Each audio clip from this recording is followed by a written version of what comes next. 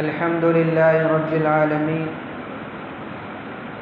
والعاقبة للمتقين والصلاة والسلام على سيد الأنبياء والمرسلين سيدنا ونبينا ومولانا محمد وعلى آله وأصحابه أجمعين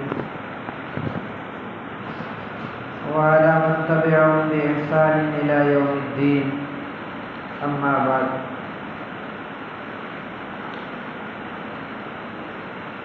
وقد قال الله تعالى في القرآن المجيد: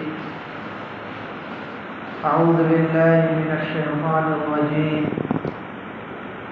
بسم الله الرحمن الرحيم،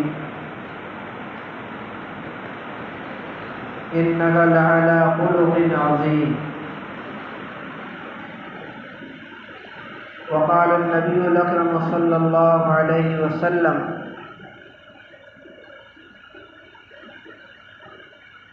ارحموا من في الأرض يرحمكم من في السماء، أو كما قال عليه الصلاة والسلام. وصلى الله تعالى على خير خلقه وسلم تسليما كثيرا كثيرا.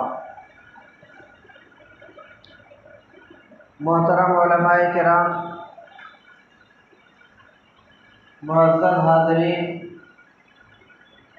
بزرگوں، دوستوں، عزیز بچوں،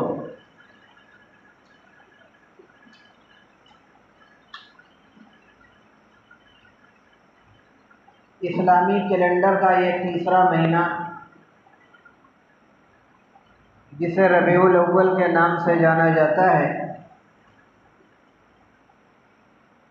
یہ اس وقت چل رہا ہے۔ اسی مہینے میں امام الانبیاء، خاتم النبیین، سرور کونین، تاجدار دو عالم، آقا و مولا حضرت محمد الرسول اللہ صلی اللہ تعالی علیہ وسلم اس دنیا میں تشریف لے آئے۔ بعثت اور دنیا میں آنے کے اعتبار سے وہ بھلے ہی آپ آخر میں تشریف لے آئے، لیکن مقام، مرتبے اور رتبے کے اعتبار سے آپ تمام انبیاء کرام علیہ السلام سے اعلیٰ و افضل ہیں۔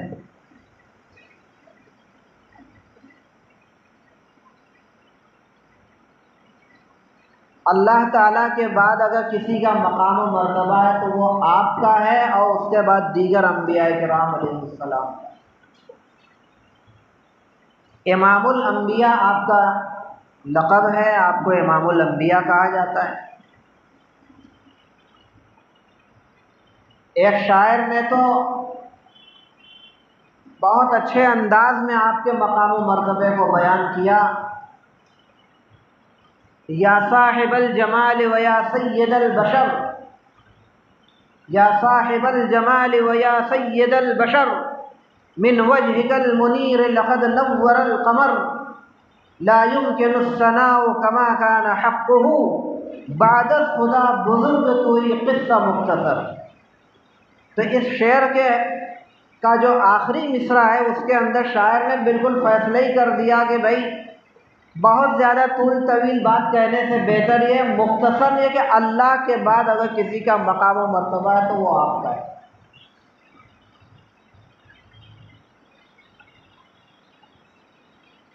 اور پھر آپ کی شان، آپ کے مراتب، آپ کے فضائل ہم نہیں بیان کر سکتے۔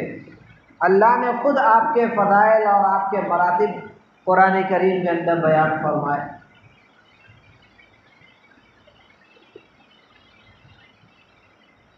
جس طریقے سے آپ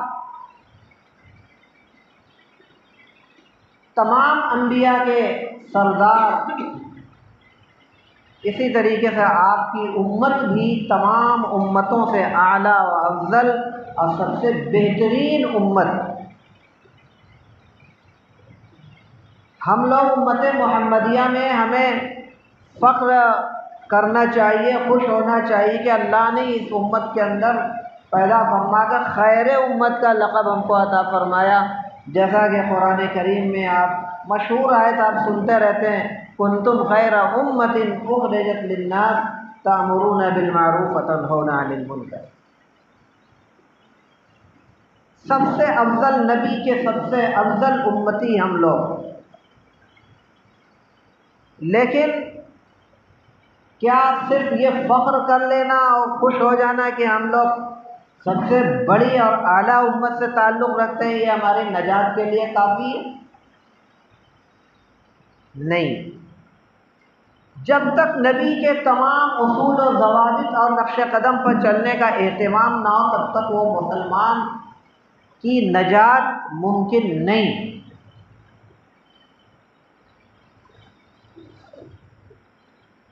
پیدا ہونے سے لے کر موت تک جتنے بھی انسانی زندگی کے مراحل ہیں، کوئی بھی مرحلہ ایسا نہیں ہے جہاں آپ نے رہنمائی نہ فرمائی ہو۔ ہر مرحلے میں آپ کی بتلائی ہوئی باتیں ہمارے لیے اصول اور ضابطے کی حیثیت رکھتی ہیں۔ کوئی موقع ایسا نہیں ہے جہاں آپ نے ہمیں تنہا چھوڑ دیا ہو۔ زندگی کے کسی بھی شعبے کے اندر چلے جاؤ، ہر جگہ آپ کی رہنمائی۔ اسی لیے اللہ تعالیٰ نے آپ کی شان میں ارشاد فرمایا کہ لقد کان لکم فی رسول اللہ اسوۃ حسنہ، کہ تمہارے لیے نبی کی زندگی اسوہ اور بہترین نمونہ ہے۔ ہم نے اپنی کم علمی کی بنا پر یا لاپرواہی اور غفلت کی بنا پر چند چیزوں میں سمجھ لیا کہ ہمارے لیے نبی کی زندگی اسوہ اور نمونہ ہے، باقی حساب سے باقی مراحل میں ہم آزاد اور خود مختار سمجھتے ہیں اپنے آپ کو کہ ہم اپنی مرضی کے مالک ہیں، جیسے چاہے ویسے کر لیں۔ انہی ساری چیزوں میں ایک تجارت بھی ہے، اور آج کا یہ پروگرام جو سیرت النبی کے عنوان سے اگرچہ منعقد کیا گیا ہے، لیکن سیرت النبی کے گوشے تو بہت زیادہ ہیں، انہی میں ایک شعبہ تجارت بھی ہے۔ نبی پاک صلی اللہ علیہ وسلم کی تعلیمات کے مطابق تجارت کیسے کی جائے، تجارت کے تعلق سے آپ کی تعلیمات، آپ کے فرمودات، آپ کی رہنمائیاں کیا ہیں، انہی ساری چیزوں کو اجاگر کرنے کے لیے خاص طور سے اس عنوان پر یہ جلسے کا انعقاد عمل میں آیا۔ اور آپ نے سنا ابھی کہ سیرت کی روشنی میں تجارت کے اصول اور ضوابط اور طریقے کیا ہیں، تفصیل سے ساری باتیں آپ کے سامنے آئیں، اور آپ کو بتلایا گیا کہ تجارت دیگر کاموں کے مقابلے میں کیا حیثیت و اہمیت رکھتی ہے۔ رزق حلال چاہے جس شکل میں بھی آپ لیں وہ سب بہتر ہے، لیکن تمام جائز شکلوں میں سب سے اعلیٰ اور افضل کوئی چیز ہے تو وہ تجارت ہے۔ تو نبی پاک صلی اللہ تعالیٰ علیہ وسلم کی زندگی کا جب ہم مطالعہ کرتے ہیں، آپ نے ابھی سنا کہ آپ نے بھی تجارت فرمائی،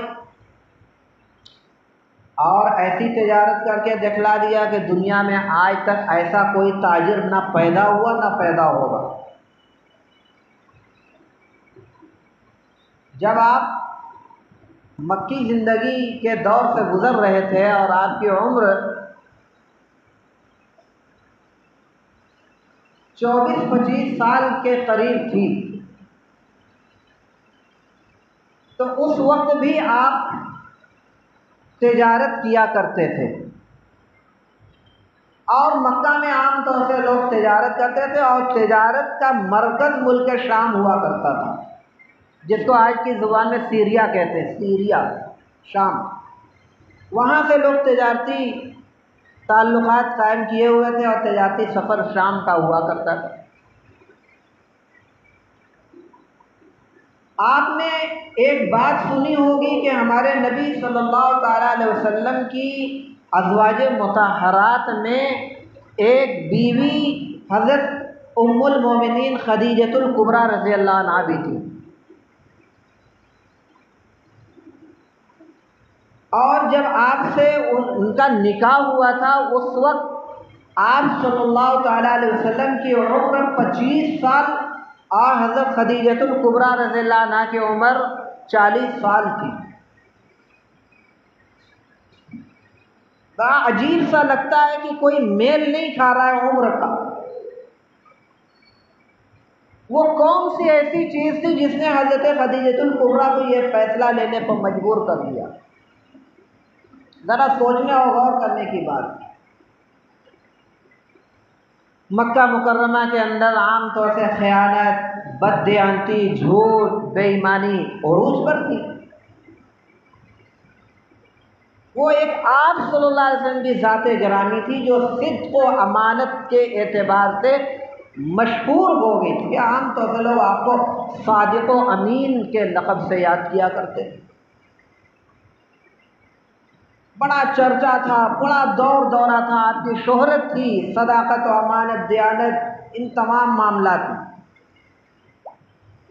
لوگ عام طور سے تجارت کرتے تھے، مرد عورت سب۔ تجارت کرنے والوں میں عورتیں بھی تھیں، انہی عورتوں میں حضرت خدیجۃ الکبریٰ رضی اللہ عنہا بھی تھی۔ تجارت کر رہی تھی، ان کو ایک ایسے آدمی کی پارٹنر کے طور پر ضرورت تھی جو بہت ایماندار، سچا ہو۔ حضرت خدیجۃ الکبریٰ رضی اللہ عنہا کی نظر انتخاب ٹک گئی آ کر حضرت امام الانبیاء پر۔ ان کے بارے میں جب معلوم ہوا، بلایا اور اپنا پارٹنر بنایا۔ اب پارٹنر بنانے کے بعد ان کو ملک شام بھیجا کہ بھائی آپ ہمارا مال لے کر جائیے اور آپ کو فروخت کرنا ہے، جو نفع ہوگا وہ آپ کو ملے گا۔ ملک شام گئے اور حضرت خدیجۃ الکبریٰ رضی اللہ عنہا نے اپنے ساتھ اپنے ایک غلام جن کا نام میسرہ تھا ان کو بھی لگا دیا کہ تھوڑا مدد مل جائے۔ جب آپ صلی اللہ علیہ وسلم تجارت کی غرض سے ملک شام گئے اور پورے سفر کے دوران آپ نے بہترین قسم کی تجارت فرمائی، جب واپس لوٹے ہیں تو ایک بہترین اور بابرکت نفع لے کر پہنچے، واپس لوٹے۔ اور اتنی برکت والا اور اتنی مقدار والا نفع اس سے پہلے حضرت خدیجۃ الکبریٰ کو کبھی نہیں ملا تھا۔ برکت بھی اور اضافہ بھی۔ اور جو غلام کو لگایا تھا میسرہ، ان میسرہ نے پورے سفر کی ڈیٹیل آپ کو بتلائی حضرت خدیجۃ الکبریٰ رضی اللہ عنہا کی۔ دیکھیے ایسا ایسا مجھے دیکھنے میں آیا، خریداروں کے ساتھ اچھا سلوک، نیک برتاؤ اور بہترین قسم کے معاملات پورے سفر کے دوران جو میسرہ نے معائنہ کیا تھا ہو بہو آ کر نقل کیا۔ تو یہ ساری چیزیں سبب بنی حضرت ام المومنین خدیجۃ الکبریٰ رضی اللہ عنہ کو یہ فیصلہ لینے پر، اور بہت زمانے سے ان کو اس بات کی بھی تلاش تھی کہ میرا کوئی رفیق حیات بن جائے۔ رفیق تجارت کی بھی، پارٹنر کی بھی تلاش تھی اور رفیق حیات کی بھی تلاش تھی۔ اب دونوں خوبیاں مل گئی آپ صلی اللہ علیہ وسلم کے اندر۔ پہلے تو آپ کا رفیق تجارت پارٹنر بنایا، اور جب کامیاب ترین تجارت کا تجربہ ان کو ہوا تو انہوں نے دوسرا فیصلہ بھی یہی کیا کہ میں کسی اور کو اپنا رفیق حیات نہیں بناؤں گی بلکہ آپ کو بناؤں گی۔ پہلے تو دل میں ارادہ آیا، سوچا، غور فکر کیا کہ کیا میں ان کو اپنا رفیق حیات بنا لوں یا نہ بنا لوں۔ ان کی ایک سہیلی کی نفیسہ نام تھا، حضرت خدیجۃ الکبریٰ رضی اللہ عنہا کی ایک سہیلی تھی جن کا نام کیا تھا؟ نفیسہ۔ ان سے مشورہ کیا کہ بھائی ایسی سی بات ہے، ذرا تم بات چلاؤ، ذرا بڑے بوڑھوں سے سمجھو، تم غور فکر کرو۔ تو سب نے کہا نہیں نہیں، آپ کا فیصلہ بہت ٹھیک ہے، بہت اچھے شوہر ثابت ہوں گے وہ۔ اور پھر آپ صلی اللہ علیہ وسلم سے اپنا پیغام سنا ہی دیا کہ بھئی دیکھیے میرا یہ ارادہ ہے، آپ ذرا اپنے گھر پہ بھی مشورہ کر لیجئے۔ دیکھیے نبی پاک صلی اللہ علیہ وسلم نے اپنے گھر پہ اپنے چچا وغیرہ سے، سب سے گھر کے لوگوں سے مشورہ کیا، بالآخر وہ طے ہو گیا، فیصلہ ہو گیا کہ نہیں، نکاح آپ سے ہونا ہے۔ تو اب ذرا غور کرو، عمر کے حساب سے سوچو۔ پھر ایک مکے کی ایک کامیاب ترین تاجرہ، تجارت کرنے والی، اور اتنی ساری چیزیں، اتنی خصوصیات، اس کے بعد پھر آپ کا یہ فیصلہ کیوں ہوتا ہے کہ ہمارا نکاح ان سے ہونا چاہیے؟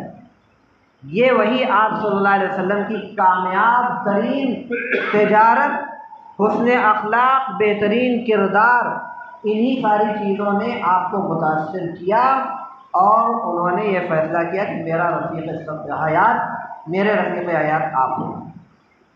نکاح ہو گیا۔ نکاح جب ہوا تو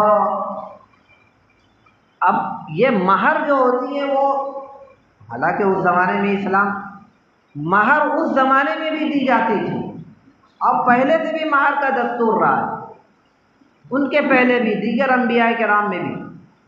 جب حضرت خدیجہ کبریٰ رضی اللہ عنہ سے نکاح کا مرحلہ آیا تو یہ ہوا کہ مہر کیا ہو، تو آپ کو جان کے یہ حیرت ہوگی کہ نبی پاک صلی اللہ علیہ وسلم نے حضرت خدیجہ کبریٰ رضی اللہ عنہ سے جو نکاح کیا تو اس وقت مہر جو طے ہوا 20 اونٹ، 20 اونٹ مہر۔ سوچو ذرا، آج کی ڈیٹ میں سوچو ایک اونٹ کتنے کا ملتا ہوگا؟ اگر 20,000 کا بھی ایک اونٹ مان لیا جائے تو سوچو 20 اونٹ کی کتنی قیمت ہو گئی۔ تو وہ مہر تھا۔ بہرحال حضرت خدیجہ کبریٰ رضی اللہ عنہ سے نکاح ہو گیا۔ آپ صلی اللہ علیہ وسلم کے جتنے بیٹے بیٹیاں، سب کے سب حضرت خدیجہ کبریٰ ہی رضی اللہ عنہ سے پیدا ہوئے، سوائے حضرت ابراہیم کے۔ آپ کے ایک بیٹے ابراہیم تھے۔ سب سے پہلی اولاد جو پیدا ہوئی ہے، سب سے پہلے بیٹے جو وہ قاسم نام تھا، اور اسی وجہ سے آپ صلی اللہ علیہ وسلم کو ابو القاسم بھی کہا جاتا ہے، یعنی قاسم کے باپ۔ آپ کی کنیت ابو القاسم۔ سب سے پہلے بیٹے ابو القاسم پیدا ہوئے، اس کے بعد دیگر 4 بیٹیاں جو ہم طور سے مشہور ہیں، ان میں سب سے بڑی بیٹی حضرت زینب تھیں، پھر ان کے بعد حضرت کلثوم، حضرت رقیہ، سب سے چھوٹی حضرت فاطمہ زہرا رضی اللہ عنہ تھیں۔ لیکن عجیب اتفاق کہ آپ صلی اللہ علیہ وسلم کی زندگی میں حضرت فاطمہ زہرا رضی اللہ عنہ کو چھوڑ کر باقی تمام بیٹی بیٹے انتقال کر گئے۔ بیٹے تو سب کم عمری میں ہی انتقال کرتے چلے گئے۔ ایک بیٹے کا نام طیب تھا، کسی کا طاہر تھا، اور قاسم اور ابراہیم تو دوسری بیوی سے تھے۔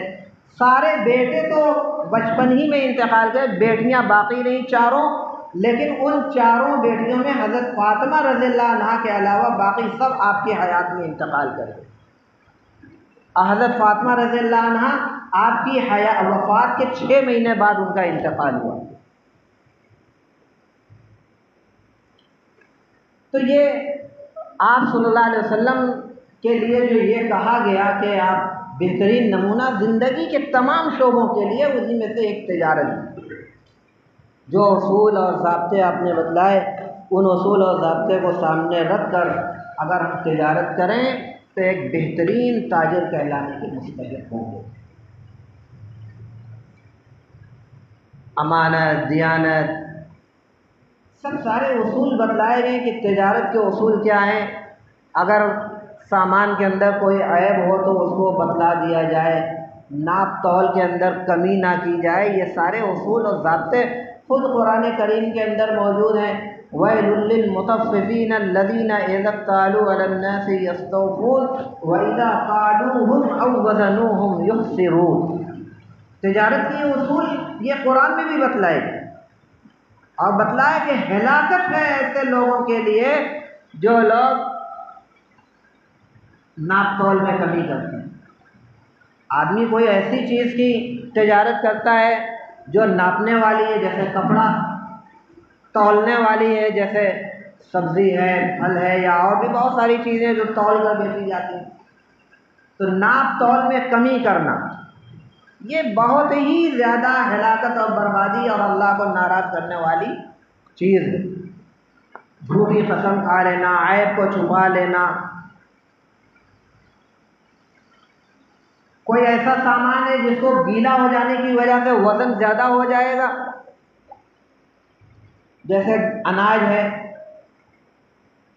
اگر تھوڑا پانی پڑ جائے تو آدھا کلو اگر گیہوں سوکھا بالکل تول کر لیں گے تو جتنی مقدار رہے گی، جب وہی گیہوں گیلا آدھا کلو لیں گے تو مقدار کم ہو جائے گی. اس لیے یہ بھی ہوتا رہا کہ اس کو گیلا کر دو تاکہ وہ وزن میں کم چڑھے. جو گیہوں 1000 میں بکنا ہے وہ 1500 کا بک جائے. آپ صلی اللہ علیہ وسلم صرف بتلاتے ہی نہیں تھے، جائزہ بھی لیتے تھے، جا کر دیکھتے تھے بھی کہ ان سارے اصول و ضوابط پر عمل ہو رہا ہے نہیں ہو رہا. مارکیٹ میں جا رہے ہیں اور جانے کے بعد ایک اناج کی دکان پہ پہنچے اور بوری کے اندر اپنا ہاتھ پورا ڈال دیا. ڈالنے کے بعد جب دیکھا تو اندر کا بالکل تر تھا. اس موقع پر آپ نے فرمایا کہ من غشنا فلیس منا، جو ہمیں دھوکہ دے وہ ہم میں سے نہیں ہے. تو وہ تو اناج کی بات تھی.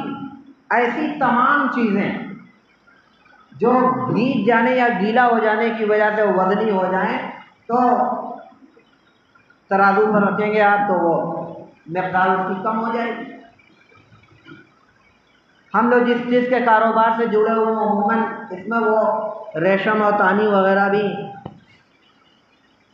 دیکھنے میں آئی، سننے میں آئی، پتہ لگا کہ بھئی جان بوجھ کر اس کو ایسی جگہ رکھا جائے، نم زمین پر رکھا جائے تاکہ وزن اس کا زیادہ ہو جائے اور پیسہ زیادہ ملے.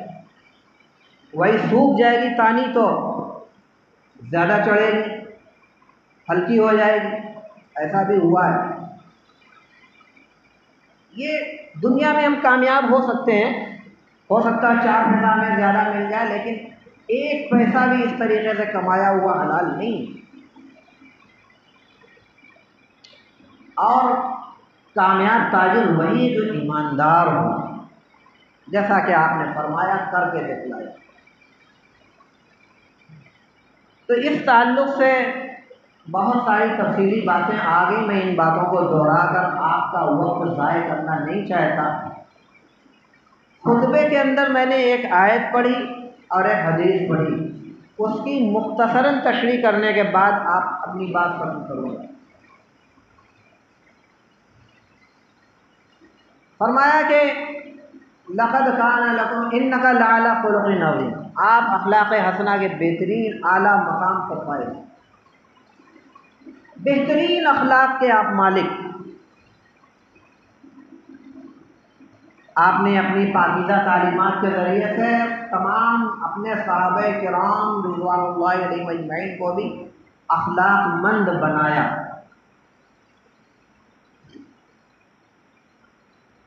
اور تعلیم دی، بہترین اخلاق اور اچھے کردار کی تعلیم دی.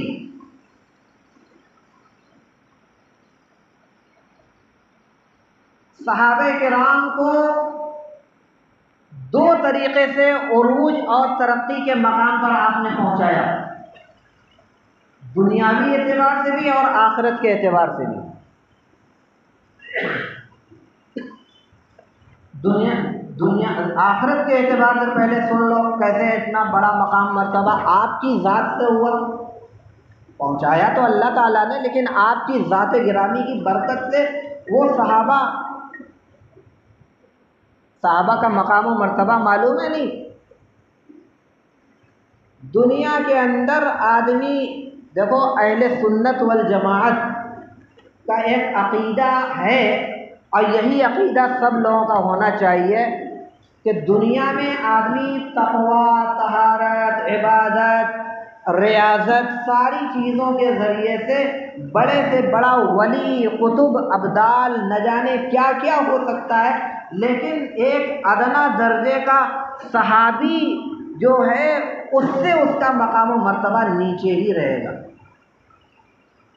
یہ صحابیت یہ من جانب اللہ ہوتی ہے، عطا کی جاتی ہے، اور یہ ولایت اور یہ سب جو مقام و مرتبہ یہ اپنی ذات سے آدمی محنت اور کاوش کے ذریعے حاصل کر سکتا ہے۔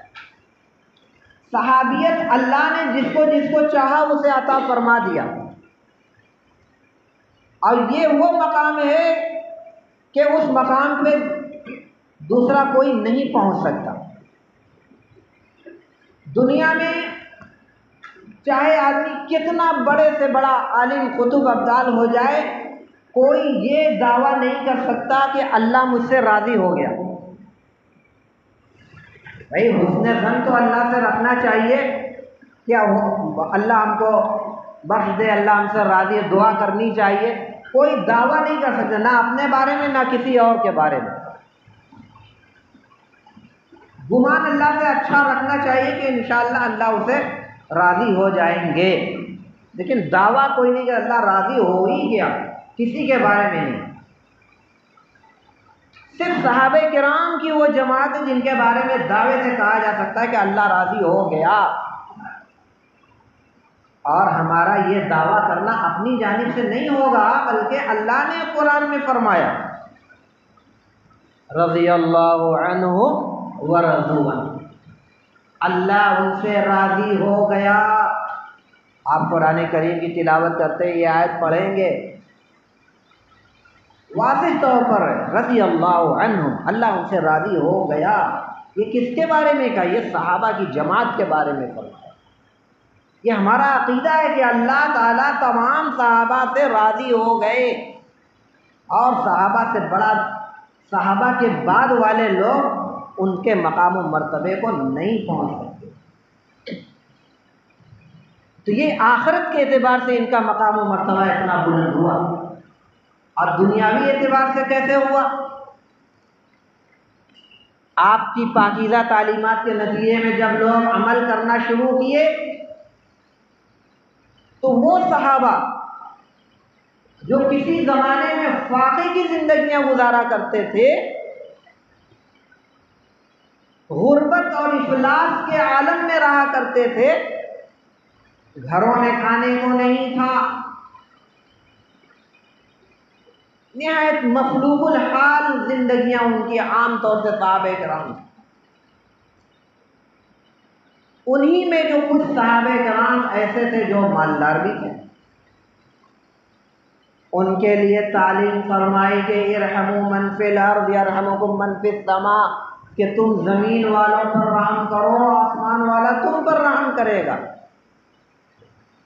یہ تعلیم جب آپ نے دی تو اس تعلیم کا اثر یہ ہوا کہ تمام صحابہ کرام جو اللہ نے جنہیں نوازا تھا، انہوں نے اپنے غریب صحابہ کرام کی امداد کرنی شروع کی، تجارت میں ان کا پارٹنر بنایا، اور ان کے ہر طریقے سے مالی اعتبار سے مدد کی۔ جن کے ایک مکان تھے، 2 مکان تھے، ایک مکان اپنے غریب صحابہ جو مہاجرین عام طور سے جو ان کو دے دیا گیا، اور ہر طریقے سے ان غریب صحابہ کرام کی مدد ان مالدار صحابہ نے فرمائی۔ اور ان میں بہت سے ایسے صحابہ ہو گئے جو کہ مالی اعتبار سے وہ بھی بہت آگے بڑھ گئے، جو کسی زمانے میں بہت غریب ہوا کرتے تھے، تجارت میں انہوں نے حصہ لیا، شرکت کی، محنت کی، مہاجرین کی، انصار لوگوں نے مدد کیا، ہر طریقے سے ان کا تعاون کیا، اور ان کا بھی وہ دنیاوی اعتبار سے ترقی کی منزلوں کو وہ بھی طے کرنے لگے۔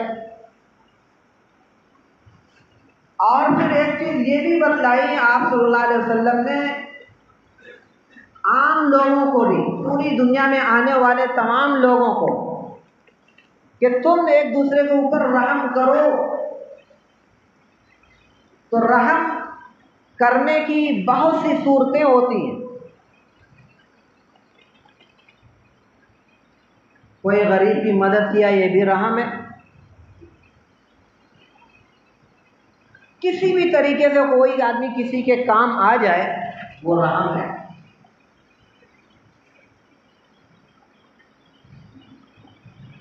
ایک طریقہ رحم کرنے کا یہ بھی ہے کہ کوئی بستی ہے، وہ بستی ایسی ہے کہ وہاں عام طور پہ لوگ غریب ہیں،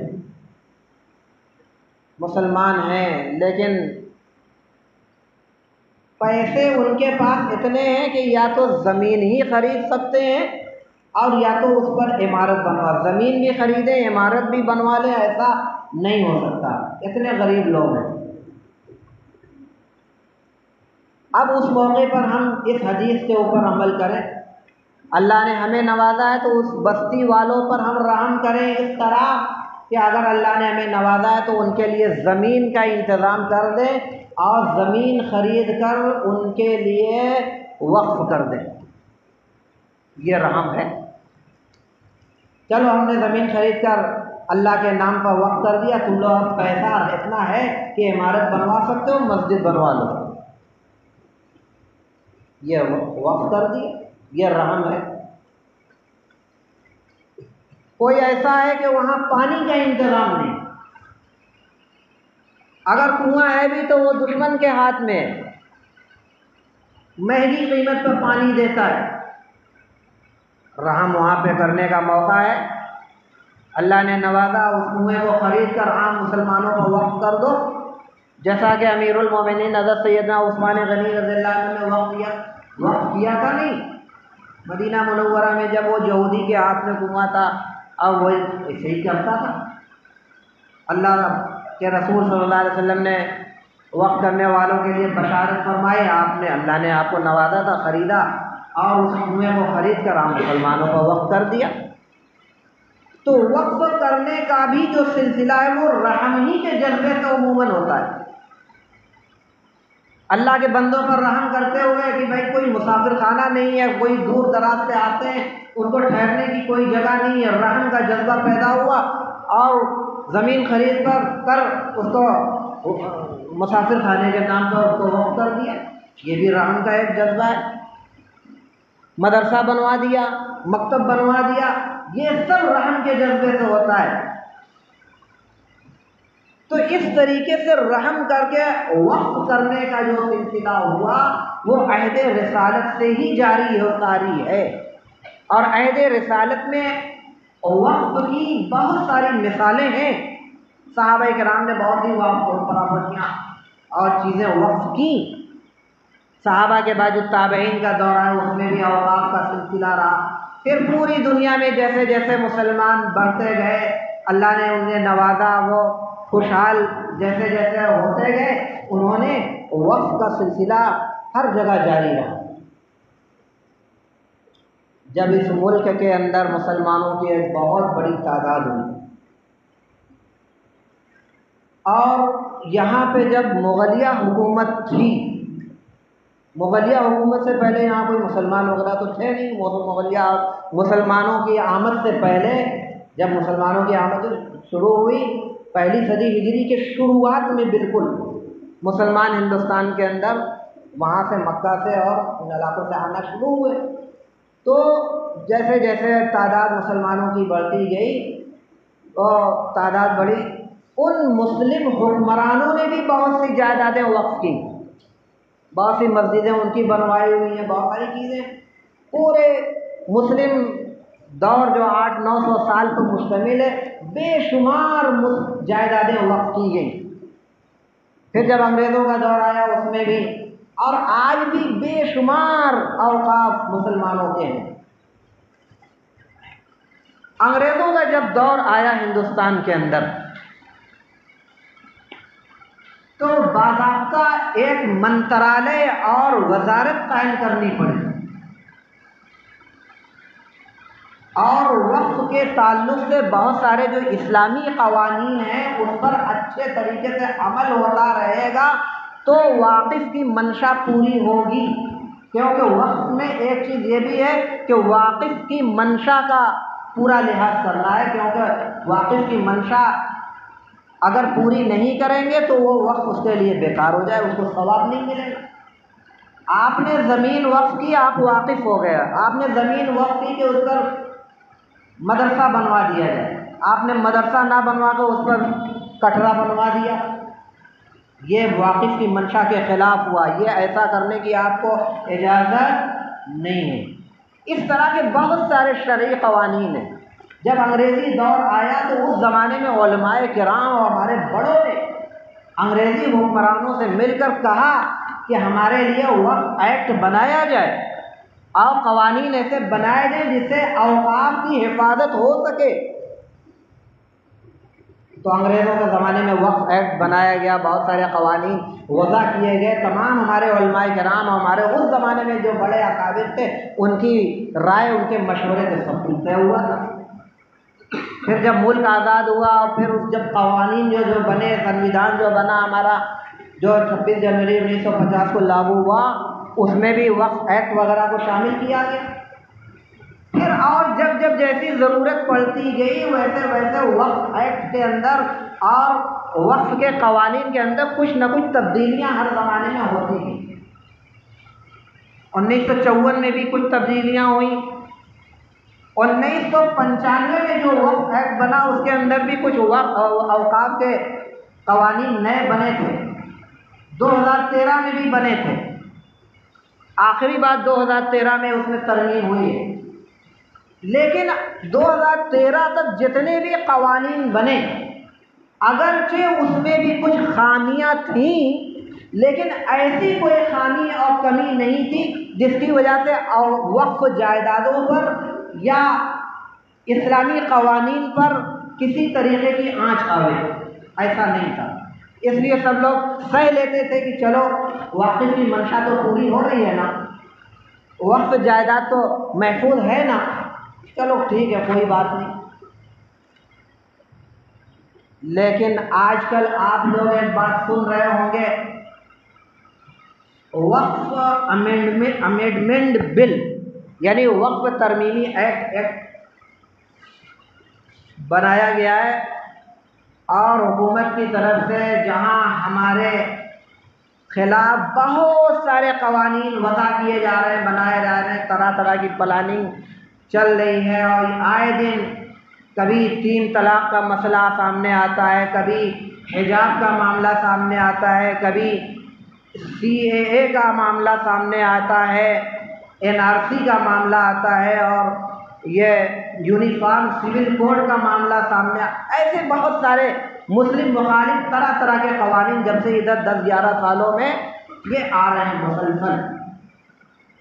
کچھ تو ان میں ایسے ہیں کہ جو بہت پہلے سے چلے آ رہے ہیں لیکن کوئی دم خم اس میں نہیں تھا، اب برابر یہ طاقت کے نشے میں یہ سب کچھ منمانی کی جا رہی ہے، جو کہ ایک جمہوری ملک کے اندر کسی بھی طریقے سے صحیح نہیں ہے۔ انہی منمانی طریقے سے کام کرنے کا ایک سلسلہ یہ چلا کہ ایک نیا ایکٹ بنایا جا رہا ہے، وقف ترمیمی بل پاس کرانے کی کوشش کی جا رہی ہے، اور یہ بل ایسا ہے جو سراسر ہمارے اسلامی قوانین کے بھی خلاف ہے اور جو انڈیا کا سنویدھان ہے اس کے بھی خلاف ہے۔ اس وجہ سے ہم اس کی مخالفت کر رہے ہیں، اور نہ صرف یہ کہ مخالفت کر رہے ہیں بلکہ ایک دوسرے سے کہنے سننے کا بھی سلسلہ جاری کیے ہوئے ہیں کہ آپ بھی مخالفت کرو۔ آپ نے سنا نہیں سنا، ادھر 3-4 دن سے معاملہ بہت گرمایا ہوا ہے، موبائل پر لنک عام طور سے وائرل کی جا رہی ہے، کیوں کبھی اس کی تہ میں آپ گئے نہیں گئے، کیوں ایسا ہو رہا ہے، یہ ہے کیا؟ دیکھو ہمارے نبی کی جہاں بہت ساری تعلیمات ہیں، انہی تعلیمات میں ایک تعلیم یہ بھی ہے کہ حالات سے باخبر رہو، حالات سے باخبر رہو کہ دشمن کب تمہارے خلاف کون سی چال چل رہا ہے۔ یہ بھی ہمارے نبی کی اسوہ اور نمونہ ہے۔ آپ صلی اللہ علیہ وسلم بھی حالات سے باخبر رہنے کے لیے اپنے کچھ صحابہ کو مستقل اس کام پہ لگائے ہوئے رہتے تھے کہ ذات دیکھو، پتہ لگاتے رہو دشمن کی کیا چال چل رہے ہیں، لوگ کیا ہو رہا ہے، ہمارے خلاف کوئی پلاننگ تو نہیں چل رہی۔ آج اتنے سارے وسائل، اتنی ساری آسانیاں اور سہولتیں ہونے کے باوجود ہمیں کانوں کان خبر نہیں ہو پاتی کہ ہمارے خلاف کیا کیا چل رہا ہے۔ وقت کے تعلق سے ادھر 1 مہینے سے لگاتار باتیں چل رہی ہیں، لیکن پورے کوئی محلہ ایسا نہیں جس کے اندر آپ جاؤ اور کسی سے پوچھو تو وہ پوری ڈیٹیل آپ کو بتا دے کہ ہاں یہ ہمارے خلاف قانون بنا ہے۔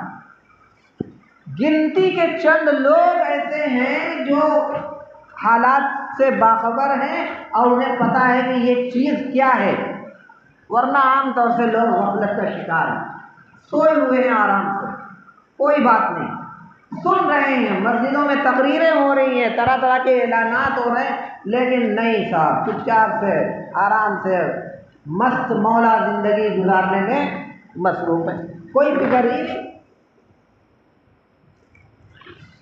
جب یہ بل بنایا ان لوگوں نے تو آپ کو معلوم ہے کہ جب کوئی نیا بل بنتا ہے کسی چیز کا تو سب سے پہلے پارلیمنٹ کے دونوں ایوانوں میں اس کو پاس کرایا جاتا ہے، راجیہ سبھا میں بھی اور لوک سبھا میں بھی۔ جب یہ بل آج سے 1 مہینہ پہلے پارلیمنٹ کے اندر لایا گیا منظور کرانے کے لیے اور ممبران پارلیمنٹ سے رائے طلب کی گئی تو الحمدللہ مسلم مزاج کے جو لوگ تھے ممبران پارلیمنٹ، چاہے جس پارٹی کے بھی رہتے ہوں، انہوں نے تو اس کی مخالفت کی ہی۔ غیر مسلم ممبران پارلیمنٹ جو حزب اختلاف یعنی فریق مخالف پارٹیوں سے تعلق، ایک تو برسر اقتدار جو پارٹی ہے اس پارٹی کے لوگ تھے اور اس حکمراں پارٹی کے خلاف جو لوگ تھے دیگر سیاسی پارٹیوں کے جو ممبران تھے، الحمدللہ اکثریت نے ان لوگوں نے بھی مخالفت کیا، چاہے کانگریس ہو، سپا ہو یا دیگر اس طریقے کی اور بھی بہت ساری پارٹیاں ہیں جو سیکولر مزاج ہیں، ان لوگوں نے کھل کر اس کی مخالفت کیا، جس کا نتیجہ یہ ہوگا کہ وہ بل پاس نہیں ہو پایا۔ جب بل پاس نہیں ہوا تو پارلیمنٹ ایک نظام ان کا یہ بھی ہے کہ جب اس طریقے کا کوئی معاملہ آتا ہے اور کوئی بل اس طریقے سے پاس نہیں ہو پاتی ہے تو اس کو ایک کمیٹی کے حوالے کر دیا جاتا ہے جس کو جوائنٹ پارلیمانی کمیٹی کہا جاتا ہے، JPC عام طور سے اس کو بولتے ہیں، JPC جوائنٹ پارلیمانی کمیٹی۔ اس کمیٹی کے اندر ہر پارٹی کے لوگوں کی نمائندگی ہوتی ہے، تو وہ معاملہ JPC کے حوالے کر دیا گیا کہ تم اس کو حل کرو اور تم فیصلہ کرو اور تم دیکھو کہ یہ پاس ہوتا ہے کہ نہیں ہوتا ہے۔ تو JPC نے ادھر 2-3 ہفتے تک اس میں خوب مغز ماری کیا، کوششیں کی، لیکن کسی نتیجے پر جب نہیں پہنچ سکے تو انہوں نے آپ کے حوالے کر دیا کہ اب تم حل کرو، عام پبلک کے حوالے کر دیا کہ اب عام پبلک طے کرے گی کہ یہ وقف امینڈمنٹ بل پاس ہونا چاہیے یا نہیں۔ آپ سے مشورہ مانگا جا رہا ہے، پورے ملک کے مسلمانوں سے مشورہ مانگا جا رہا ہے، اور اگر بڑی تعداد میں یعنی کم سے کم 1.5-2 کروڑ اگر مسلمانوں نے یہ رائے دے دیا کہ نہیں پاس ہونا چاہیے تو انشاءاللہ وہ پاس نہیں ہوگا۔ اور اگر مسلمان سوئے رہے جیسا کہ آج تک سو رہے ہیں، 13 ستمبر تک آخری تاریخ ہے، 13 ستمبر،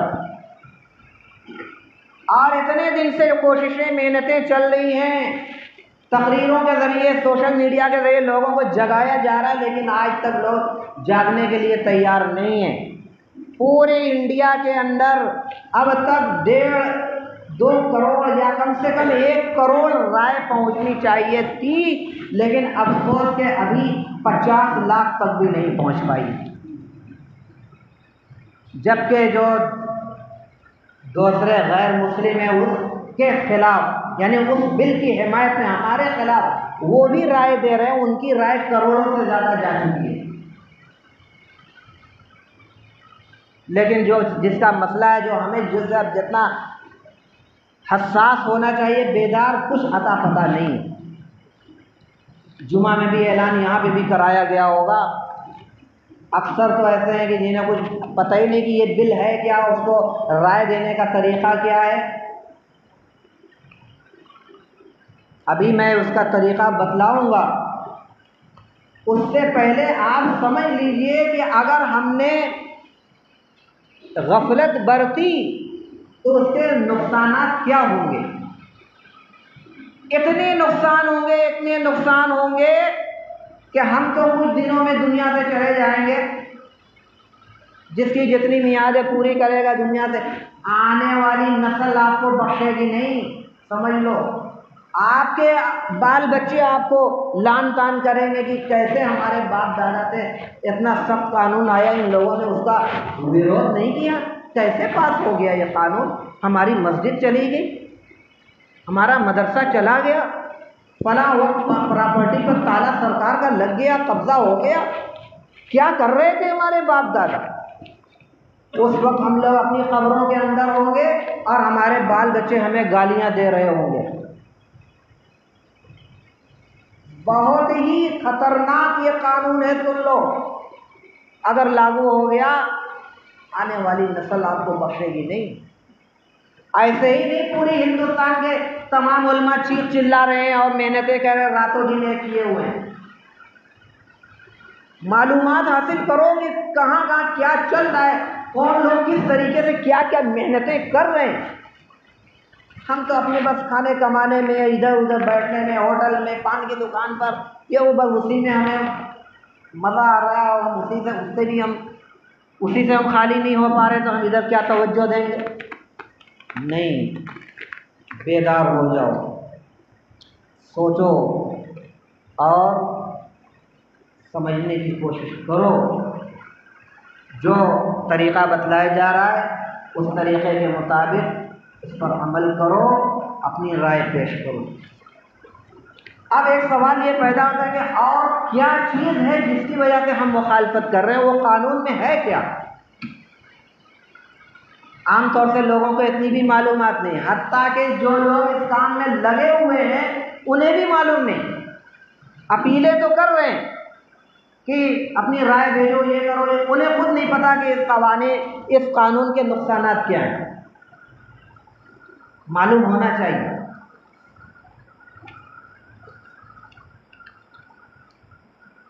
سب سے پہلی بات تو یہ ہے کہ جو بھی قانون ہندوستان کے اندر مسلمانوں کے تعلق سے بنتا ہے، تو مسلمانوں سے متعلق اگر کوئی چیز ہوتی ہے تو مسلمانوں سے رائے مانگی جاتی ہے۔ اب تک کا یہ دستور رہا، بھلے عمل کریں نہ کریں لیکن کم سے کم اطلاع ملتی ہے اور کچھ رائے مانگی جاتی ہے۔ اس بل کو پاس کرنے میں ایک بھی کسی بھی مسلمان سے رائے نہیں مانگی گئی، اور نہایت عجلت اور جلدی میں یہ بل بنا دیا گیا۔ ادھر بل بنایا، ادھر پاس کرنے کا اعلان ہو گیا کہ فلاں دن فلاں تاریخ میں پارلیمنٹ میں پاس کیا ہے۔ کیا ہے؟ کسی کو کچھ عطا پتہ مسلمانوں کو کچھ نہیں بتایا، کان خبر تک سے نہیں دی گئی۔ اس نئے قانون کے اندر ایک بات یہ ہے کہ کوئی آدمی اپنی پراپرٹی اسی وقت وقف کر سکتا ہے جو کم سے کم 5 سال تک مسلمان رہا ہو، یا تو آبائی مسلمان رہا ہو، اور آبائی مسلمان خاندانی مسلمان نہیں ہے اور نیا مسلمان ہوا ہے، پہلے کسی اور مذہب پہ تھا، اب مسلمان ہو گیا، مسلمان ہوئے 2-2.5 سال ہوئے تھے، اللہ نے اسے نوازا اور وہ کوئی وقت جائیداد اپنا دینا چاہتا ہے تو وہ نہیں دے سکتا۔ کم سے کم 5 سال مسلمان بن کر رہو اور اس کے بعد کوئی جائیداد وقف کر سکتے ہو، ورنہ اس سے پہلے نہیں۔ جبکہ اسلام کے قانون کے بالکل خلاف ہے۔ اسلام میں ایسی، آج آپ مسلمان ہوئے اور چند گھنٹوں کے بعد آپ کو کوئی چیز جائیداد وقف کرنا چاہیے کر سکتے، اسلام میں ایسی کوئی روک نہیں۔ تو ایک تو یہ کہ اسلام کے قانون سے یہ ٹکرا رہا ہے۔ ایک چیز یہ ہے کہ وقف جائیداد کی جو آمدنی ہوتی ہے وہ واقف کی منشا کے مطابق خرچ ہونی چاہیے، یہ اسلام کا قانون۔ جیسا کہ ابھی میں نے کہا، مثال کے طور پر ہے، آپ نے مکان آپ کا تھا، وہ مکان کسی مسجد کے اوپر، مسجد فتح کے اوپر آپ نے وقف کر دیا کہ یہ مکان میں نے مسجد الفتح کے اوپر ہم نے وہ کر دیا، وقف کر دیا۔ تو وقف کر دیا مطلب اب اس مکان کے اندر جو آمدنی ہوگی، چاہے اس مکان میں کٹرے ہوں، دکانیں ہوں، کرایہ دار ہوں، جیسے بھی اس سے آمدنی، مہینے کی 10,000 کی اس مکان سے آمدنی، تو وہ مکان سے حاصل شدہ 10,000 پورا مسجد فتح کے اندر آنا چاہیے۔ یہ ہے واقف کی منشا۔ لیکن نئے قانون کے حساب سے کیا ہے؟ نئے قانون کے حساب سے یہ ہے کہ حکومت طے کرے گی کہ آپ کے اس مکان کی آمدنی کہاں خرچ کریں گے ہم، یہ حکومت طے کرے گی۔ کون سی مسجد میں خرچ کرنا ہے کہ انہوں نے واقف نے منشا ظاہر کی، اس سے کوئی مطلب نہیں۔ حکومت جس کو چاہے گی وہ پیسہ وہاں خرچ کرے گی۔ وقف کونسل اور وقف بورڈ، آپ سنتے ہوں گے وقف بورڈ، ہر صوبے میں وقف بورڈ ہوتا ہے۔ وقف بورڈ کا جو چیئرمین ہوتا ہے، CEO ہوتا ہے، بڑے بڑے ذمہ داران جو ہوتے ہیں وہ مسلمان ہوتے ہیں، وقف کونسل ہو یا وقف بورڈ ہو۔ نئے قانون کے حساب سے کوئی ضروری نہیں کہ چیئرمین وقف بورڈ کا مسلمان ہی ہو، جس کو چاہے کوئی بھی مذہب کا ہو سکتا ہے، جبکہ ہمارے یہاں وقف کا متولی مسلمان ہونا چاہیے، وقف کا نگراں مسلمان ہونا چاہیے، ظاہر سی بات ہے۔ اور ویسے بھی دیکھا جائے، گرودوارا ہو، چرچ ہو، مندر ہو، بدھسٹوں کی عبادت گاہ ہو، جینیوں کی عبادت گاہ ہو، سب کے متولی اور ٹرسٹی وہ کیا ہوتے ہیں؟ انہی کے مذہب کے ہوتے ہیں۔ تو ہمارے بھی ہمارے ہی مذہب کے ہونے چاہیے یا کوئی دوسرا آئے گا؟ یہ عقل میں بھی بات نہیں سماتی، قانون کے خلاف تو ہے ہی ہے، عقل میں بھی یہ بات نہیں ہے۔ لیکن اس نئے قانون کے حساب سے یہ کوئی ضروری نہیں کہ وقف پراپرٹی کا متولی مسلمان ہی ہو، یہ کوئی ضروری نہیں۔ ایک اور چیز اس قانون کے اندر آئی جس کی ہم مخالفت کرتے ہیں، وہ یہ ہے کہ اگر کسی جائے وقف پراپرٹی کے اندر کوئی جھگڑا ہو، دو فریق ہیں، ایک فریق کہہ رہا ہے کہ یہ وقف ہے اور دوسرا کہہ رہا ہے کہ نہیں وقف نہیں ہے، یہ میری ہے۔ اب معاملہ جائے گا عدالت میں، جاتا ہے عام طور سے، تو وہ عدالت میں نہیں جائے گا، اب DM کے یہاں جائے گا، اور DM طے کرے گا کہ یہ کس کی بات صحیح ہے۔ اگر بہت ایماندار DM ہوگا تو وہ کہے گا کہ بھائی ہاں یہ وقف ہے، یہ مسلمانوں کی ہے، اور یہ وقف کے احکام اس پر لاگو ہو، اور نہیں تو آپ جانتے ہیں کیا ہوگا۔ DM کس کا ہوتا ہے، کس کے اشارے پر کام کرتا ہے، یہ آپ کو بتلانے کی ضرورت نہیں، آگے سے جیسی منشا حکم ہوگا، اشارہ ہوگا، اس حساب سے DM فیصلہ کرے گا۔ اور وقف بورڈ کے ممبران بھی ہوتے ہیں، جیسے چیئرمین ہوتے ہیں، CEO ہوتے ہیں، ویسے ہی ممبر بھی ہوتے ہیں۔ وقف بورڈ کے جتنے ممبر ہوتے ہیں وہ مسلمان ہوتے ہیں۔ جب نیا قانون بنے گا تو اس میں کوئی ضروری نہیں ہے کہ وہ مسلمان ہی، کسی کو بھی وقف بورڈ کا ممبر بنا سکتے ہیں وہ، اور وہ آپ کے وقف کی پراپرٹی جو ہے وہ اس کے بارے میں وہ فیصلہ کرے گا، اور نگرانی اور ساری چیزیں وہ طے کرے گا، وہ کرے گا۔ یہ ہے نئے قانون کے اندر۔ اور ہمارے یہاں یہ ہے کہ آپ نے کوئی چیز وقف کیا، تو جب کوئی چیز وقف کرتے ہیں تو اس کا ایک متولی بھی بناتے ہیں، اور اس میں دو شکل ہے، یا تو وقف کرنے والا خود متولی رہے، اور یا تو اپنی مرضی کے مطابق کسی کو متولی بنا دے کہ یہی متولی رہیں گے، دونوں صورت جائز ہے۔ لیکن نئے قانون کے حساب سے وقف کرنے والے نے وقف کر دیا، متولی حکومت طے کرے گی، حکومت جس کو چاہے گی اس وقف پراپرٹی کا متولی بنائے گی، اور جس کو ہو سکتا ہے مسلمان ہی کو بنا دے۔ لیکن کوئی ضروری نہیں، وہ اپنی مرضی سے جس کو چاہے وہ متولی بنا دے گی، اور آپ نے جس کو وہ متولی بنایا کوئی ضروری نہیں کہ وہ نئے قانون کے بعد وہ متولی بنے رہ جائیں۔ یہ جو ضروری اور اہم جو چیزیں تھیں وہ میں نے آپ کے سامنے رکھی۔ اب اتنی ساری باتیں سننے کے بعد آپ خود فیصلہ کر لیجئے کہ کیا اس طریقے کا قانون لاگو ہونا چاہیے۔ آپ خود فیصلہ کریں، تو نہ لاگو ہو اس کے لیے آپ کو کیا کرنا چاہیے؟ جو مانگا گیا ہے، رائے مانگی گئی، ایک بھی آدمی باقی نہ بچے،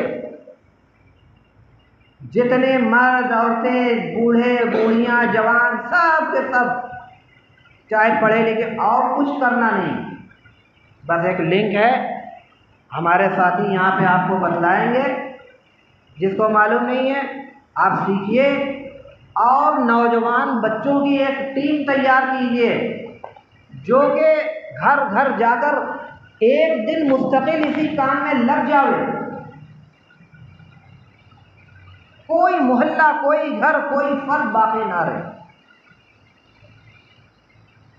اور پھر کچھ نہیں کرنا، لنک ہے اس پر ٹچ کرنا ہے، جو مضمون ہے مخالفت کا وہ بھی نہ آپ کو بولنا ہے نہ لکھنا، کچھ نہیں، پہلے سے سب تیار ہے، خالی ٹچ کرنا ہے اور اپنے آپ کے نام سے وہ آگے بڑھ جائے گا، کچھ بھی، ایک منٹ بھی نہیں لگتا۔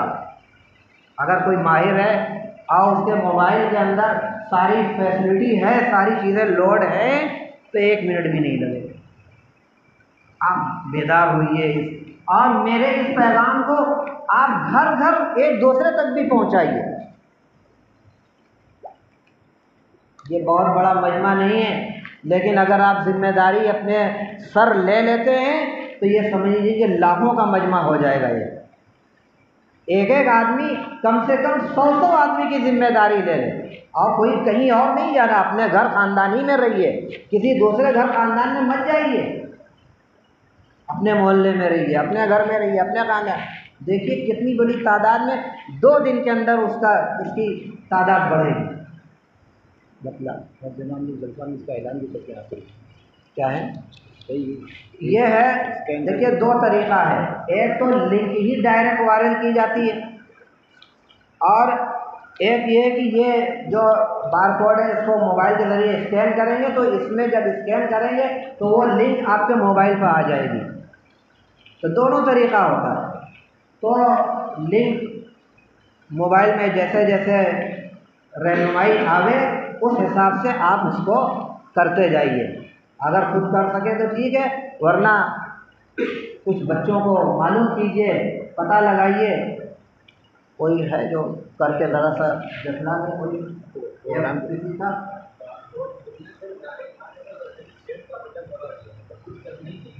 پروگرام کے بعد بتا دیا جائے گا۔ دیکھیے ہاں یہاں پہ نیٹ نہیں چل رہا ہے، پروگرام کے بعد ہمارے ساتھی یہاں بیٹھے ہیں، وہ آپ کو جو پوچھیں گے آپ وہ اس کو اس کا طریقہ بتلائیں گے، آپ سیکھ لیجیے اور جا کر اسی کے حساب سے آپ اس کو کیجیے۔ اور اگر کسی کے پاس یہ والا موبائل نہیں ہے، کی پیڈ والا موبائل ہے، تو ان کے نام سے بھی آپ اپنے اس موبائل کے اندر بنا سکتے ہیں، سب کی الگ الگ آئی ڈی بنے گی، جی میل آئی ڈی بنے گی، اس کا طریقہ ہوتا ہے۔